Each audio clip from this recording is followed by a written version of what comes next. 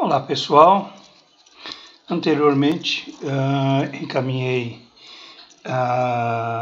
conteúdo das aulas do dia 17 e do dia 24.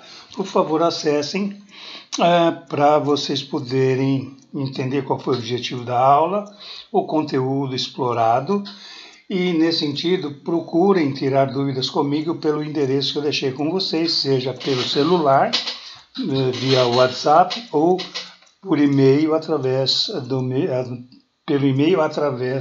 link do e-mail, tá bom? Deixei o endereço para vocês aí. Essa aula de hoje vai abordar a questão do indivíduo e o grupo social. O indivíduo dentro da sociedade e o grupo que ele pertence, ou seja, desde a época do caçador-coletor, que a gente já abordou,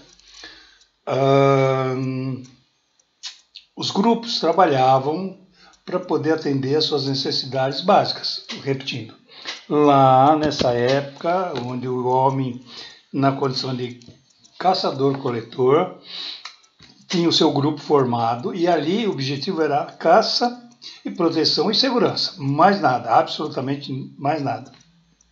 Entretanto, esse grupo se unia em busca de proteção, de segurança, de perpetuação da espécie, por exemplo, com o nascimento dos seus descendentes. E esse grupo estabelecia regrinhas simples, mas eram as regras daquele grupo. Pode ter acontecido eles terem se combatido outros grupos.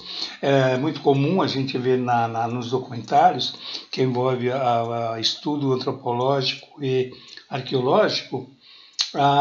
Por exemplo, o homem mais moderno se degladiava com o homem de Neandertal e vai por aí afora. Portanto, que o homem de Neandertal ele se extinguiu. Dizem que existem alguns descendentes aí. Mas isso ainda é apenas uma hipótese. Na medida em que os grupos vão se formando e o homem vai se fixando na Terra, ele forma a sua comunidade forma aquele grupo, e aquele grupo deverá assimilar e internalizar o que ficar decidido pela maioria. Exemplo, as regras de uma sociedade, por mais simples que ela seja, todos comungam das mesmas condições, ou seja, todos devem responder sobre aquela proposta de viver em comunidade. Então, exemplo, ninguém vai poder roubar ninguém dentro da comunidade. Regra para todo mundo. Ou seja, isso é viver em grupo. Imaginem, só para ilustrar, quando vocês, estudantes, montam um grupo de estudos, onde monta lá um grupo de 5, 6 pessoas. Veja que se o grupo não estabelecer regras, se o grupo não estabelecer normas para poder atingir o objetivo, que é o trabalho de pesquisa, esse grupo não vai andar, esse grupo não vai atingir o objetivo. Guardadas as devidas proporções, dentro da sociedade, os grupos, num contexto social, servem exatamente para isso, para que o indivíduo possa sobreviver, ter suas garantias de atender suas necessidades, sejam elas primárias ou secundárias, como nós já vimos na proposta da hierarquia das necessidades Maslow, nos quais as pessoas buscam no contexto social seu sucesso, seus objetivos, seus sonhos, desejos, enfim. O grupo social, ele é aquele meio pelo qual o indivíduo vai atingir seus objetivos. Se nós observarmos, o grupo incentiva, o grupo fortalece, o grupo dá ao indivíduo aquilo que ele mais procura, que é segurança e proteção. Ok? Dito isso, vamos começar a pensar no número de grupos existentes, ou pelo menos no número de grupos possíveis nos quais os indivíduos estão envolvidos e relacionados. O primeiro grupo é o grupo social, ou familiar. O que faz a família? O casal passa a morar junto, depois de casado, enfim, se uniu. Este filho percebe que ele pertence a esse casal. Vamos deixar bem claro. Esse jovenzinho, ele vai receber toda a atenção desse casal, que é a proteção, segurança, fator higiene, o fator limpeza, o fator proteção vai estar aí. À medida que ele cresce, esses pais vão educá-lo, orientá-lo e prepará-lo para uma vida social futura, ou seja, a família é a menor célula social. Então, é a família, graças àquilo que a sociedade estabelece, vai passar para o indivíduo, através de um processo de aprendizagem, o que a sociedade vai esperar em termos de valores, regras, normas e padrões de comportamento. Então, os pais educam os filhos. Os filhos, então, passam a entender aquilo que os pais estão propondo. Não precisa se preocupar lá fora, apenas no convívio familiar. Numa segunda socialização, há um dado importante. É preciso lembrar também que muitas vezes alguns pais se preocupam em educar os filhos para eles. Então, alguns pais acham que a questão do pertencimento, o filho é deles, então o filho vai se comportar de acordo com aquilo que eles acreditam e não com o que a sociedade propõe e impõe. Vamos melhorar isso. Imaginemos que os pais acham que educar o filho da maneira deles é muito melhor para enfrentar a realidade.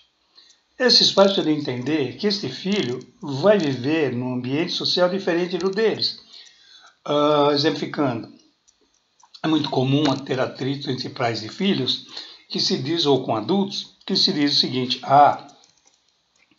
é problema de geração, é problema de compreensão, porque os mais velhos não aceitam os mais novos. Não é nada disso. Os mais velhos acreditam que a educação deles só é melhor ou pior. E os jovens acreditam que não, que a sociedade é outra, que a dinâmica é outra, que a percepção é outra.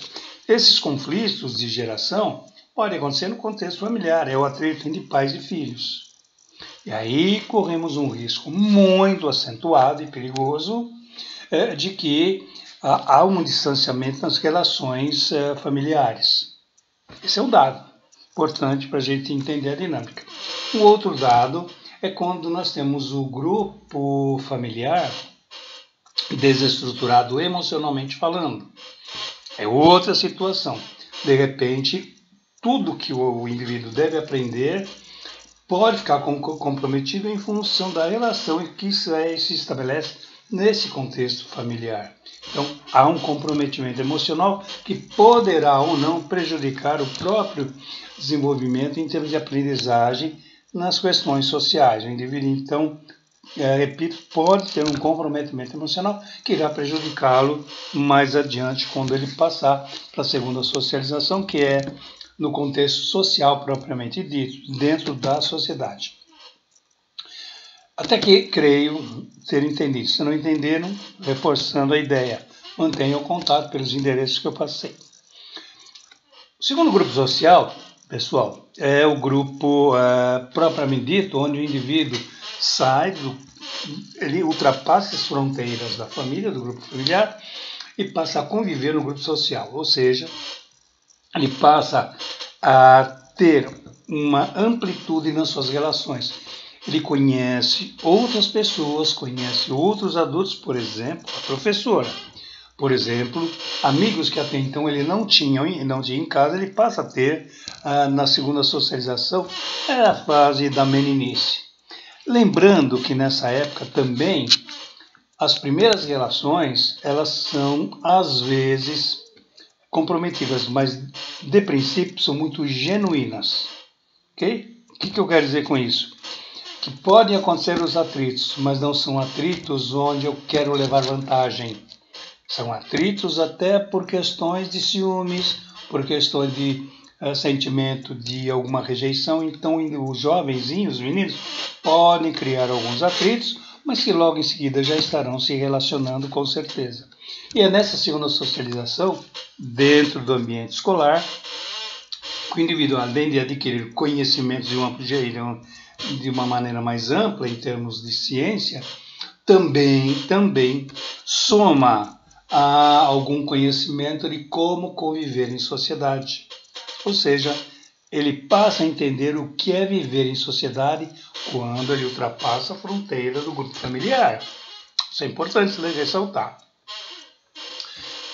Esse segundo grupo social começa a mostrar para o indivíduo responsabilidades, começa a mostrar para o indivíduo que ele tem obrigações.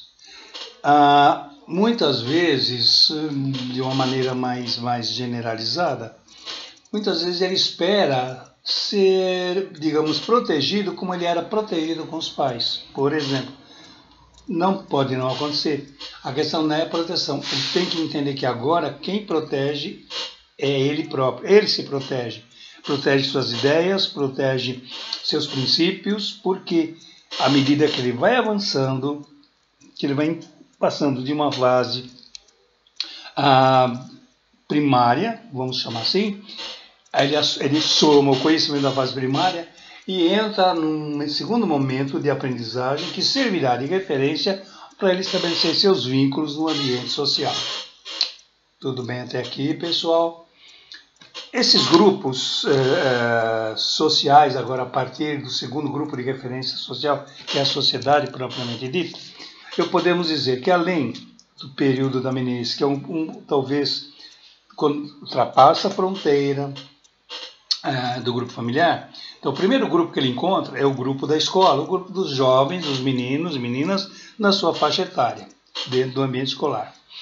Pode acontecer dele visitar um amiguinho ou passar um dia com um amiguinho, mas é um outro processo, mas que envolve a questão da socialização. O segundo grupo, podemos chamar de grupo social, é na adolescência. Detalhe, os atritos, as dificuldades, os questionamentos, a rebeldia, tudo vai estar embutido nessa fase da adolescência. Ou seja, é um período em que o jovem ele está num momento de transformação, de mudanças no seu processo de reformulação da personalidade, que envolve valores, envolve autopercepção, e isso confunde muito a cabeça, além de toda uma mudança hormonal também, né? Que o indivíduo passa a receber. E essa mudança hormonal fatalmente muda também a parte corpórea, e nesse ponto todos vocês vão compreender quando tiverem as aulas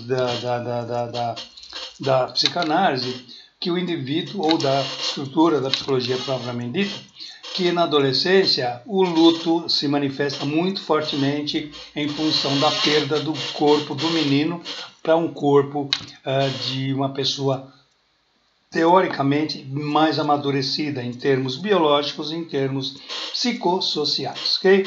Então esse grupo de adolescentes, por essa transformação, ele é também levado, ele também é estimulado a buscar estudos, a começar a pensar numa vida futura, profissionalmente e socialmente falando. Repetindo, é na adolescência que o indivíduo vai sendo preparado, moldado e vai sendo definido de uma certa forma para atingir a maioridade, no sentido de maturidade social. É nesse momento que o jovem conclui, por exemplo, o ensino médio, avança os estudos e entra numa universidade, e de lá ele adquire uma profissão. Médico, odontólogo, engenheiro, arquiteto, enfim, profissão. Se forma, e à medida que ele se forma, por volta dos seus 24, 25 anos, mais na média, outros um pouco mais cedo, ele já será preparado para assumir o compromisso social, que agora ele tem uma profissão, mas ele sai também como um indivíduo que já está preparado para constituir família, por exemplo. Vai mudar a escolha dele, ok? Pode constituir família, que é o que a sociedade se propõe, porque é preciso refazer o ciclo do desenvolvimento humano. Aqui espero ter entendido. Dos 25, vamos pegar números redondos, até mais ou menos uns 40 anos, por aí, o indivíduo tem que ser estruturado financeiramente, ser estruturado familiarmente, ser estruturado em termos de grupo social. Aquele grupo fica em um outro grupo, de acordo com aquilo que ele se identifica, ele passa a ser a pertencer. Ou seja, é muito comum, numa outra realidade, já envolvido num relacionamento com mais responsabilidade, com uma proposta de família, esses grupos se reúnem de maneira mais amadurecida para conversar, para poder trocar algumas experiências. Isso também fortalece a questão família e grupo social. A partir daí, dos 40, 45 em diante, até mais ou menos 50, 60 anos, o indivíduo ele estabelece o que nós podemos dizer de um grupo de estabilidade. Ou seja, é um indivíduo que já tem os filhos relativamente crescidos, já numa adolescência, provavelmente, e o papel deles agora é a manutenção. Eles dão uma acalmada, tem perspectiva, e a recomendação é que sempre tem perspectiva, mas ao mesmo tempo entende que a missão já está sendo sedimentada, vamos usar esse termo. O indivíduo compreende que a missão dele agora é dar uma continuidade de acordo com seu ritmo, sua maneira de ser. Eu chamaria isso de uma idade de maior amadurecimento. Chamo daqueles senhores maduros. Até os 40, 45, eram busca do amadurecimento, tanto social quanto profissional, para sedimentar. A partir dali, é o grupo já com essa formação.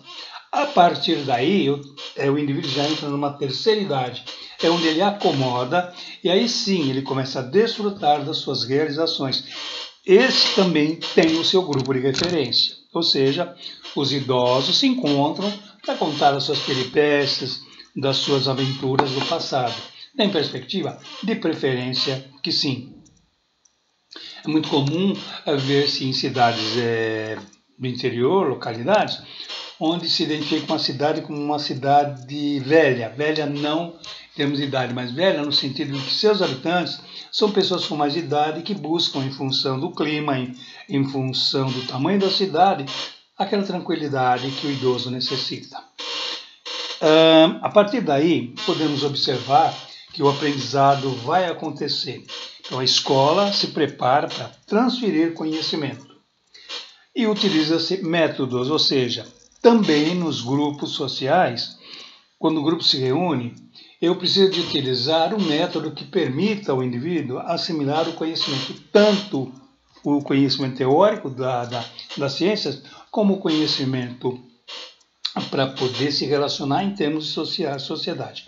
E o método adotado, que possa facilitar até a compreensão do processo de desenvolvimento cognitivo, são métodos utilizados e já confirmados da sua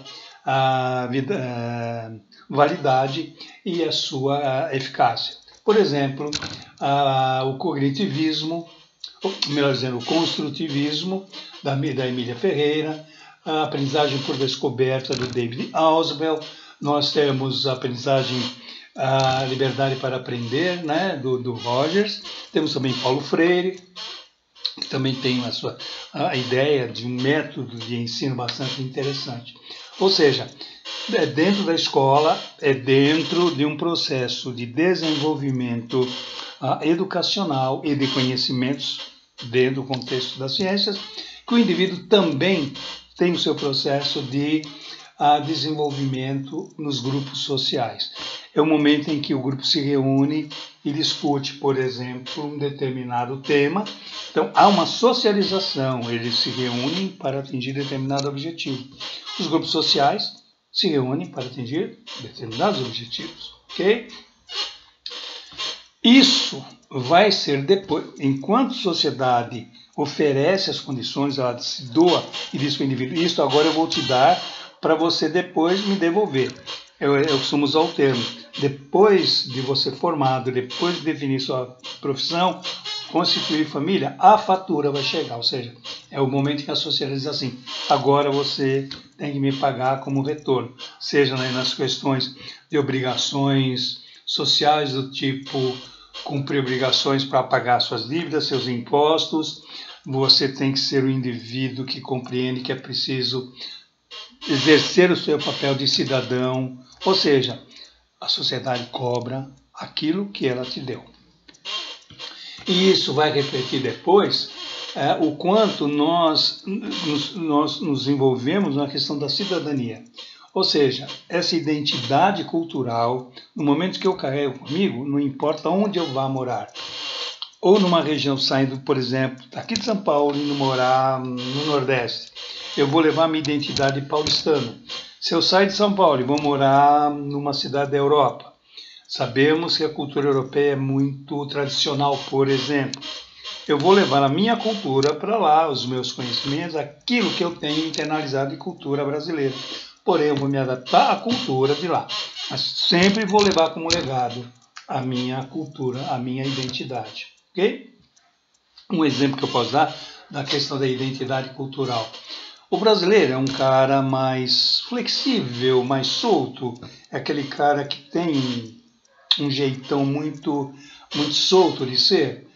Já o europeu, em função da sua tradição, ele é mais excêntrico, ele é mais fechado, é mais frio, enquanto o brasileiro, o latino propriamente dito, é mais quente, é mais envolvente, mais brincalhão.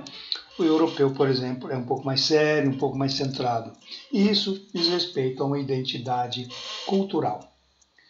Gente, creio que passei aquilo que seria possível da aula do dia 31/3, repito.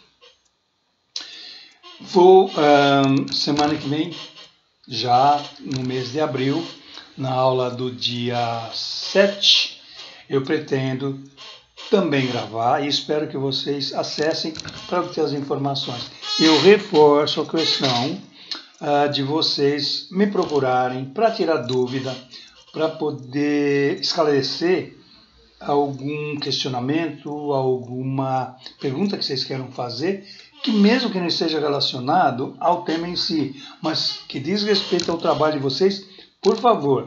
Algumas pessoas já me mandaram alguns contatos via WhatsApp e eu respondi. Então, por favor, me questionem, perguntem, não deixem nada para depois, ok?